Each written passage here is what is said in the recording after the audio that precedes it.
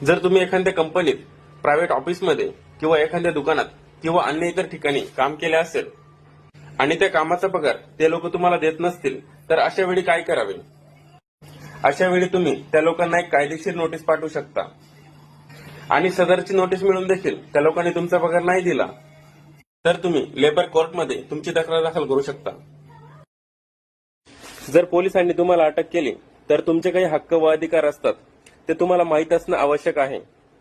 पहिला अधिकार, पोलिसांनी तुम्हाला अटक केल्यानंतर 24 तासाच्या आत तुम्हाला कोर्टासमोर हजर करणे आवश्यक असते. दुसरा अधिकार, तपासादरम्यान तुम्हाला तुमच्या वकिलाला भेटण्याची परवानगी असते. तिसरा अधिकार, तपासादरम्यान पोलीस तुम्हाला मारहाण करू शकत नाही. कदाचित पोलिसांनी तुम्हाला मारहाण केली तर तुम्ही वैद्यकीय तपासणीसाठी कोर्टाकडे मागणी करू शकता.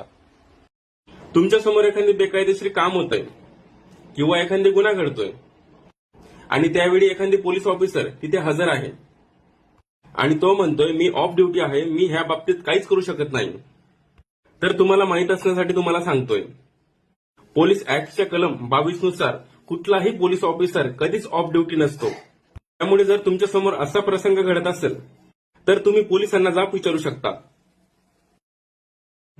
जर तुम्ही तुमच्या वाढदिवसाला तलवारीने केक कापत असाल तर हा पण एक गुन्हाच आहे. तुम्हाला असं कृत्य करताना पोलिसांनी पाहिलं आणि त्यांच्या असं लक्षात आलं की भविष्यात यातून गुन्हा घडू शकतो, तर पोलीस केक कापणाऱ्याला आणि तिथे उभे राहून टाळ्या वाजवणाऱ्या प्रत्येकाला अटक करू शकता. भारतीय न्याय सुरक्षा संहितेचे कलम 170 नुसार पोलिसांना तशी ऑथॉरिटी आहे.